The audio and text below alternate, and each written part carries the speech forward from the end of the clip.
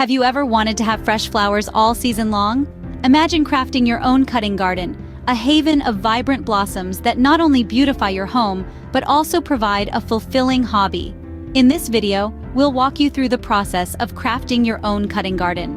The first step in crafting a cutting garden is selecting the right flowers. Consider flowers that bloom at different times of the year. This way, you ensure a constant supply of fresh bouquets. For instance, roses are renowned for their summer blooms, while lilies illuminate your garden in the fall. Daisies, on the other hand, add a touch of cheer throughout spring and summer. Remember, the goal is to have a variety of flowers that bloom at different times to keep your garden colorful all season long. Once you've selected your flowers, it's time to prepare your garden. The perfect spot for your garden is a sunny one, as most flowers thrive in good light. Preparing the soil is just as crucial. Enrich it with compost or other organic matter to provide the nutrients your flowers need to bloom. Don't forget to space your plants appropriately. Each one requires enough sunlight and nutrients to grow, so avoid overcrowding. With the right preparation, your garden will be ready to support your beautiful flowers.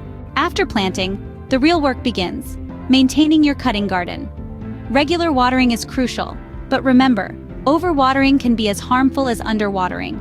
Make weeding a weekly ritual to prevent unwanted plants from stealing nutrients. Deadheading, or removing spent blooms, encourages new ones to flourish. Some flowers, particularly those with tall or heavy blossoms, may need staking for support. With proper care, your cutting garden will produce fresh, beautiful flowers all season long. Crafting a cutting garden may require some effort, but the reward is worth it. Remember, it's all about choosing the right flowers, preparing your garden, and keeping it thriving. Don't forget to like this video and subscribe to our channel for more gardening tips. Happy gardening!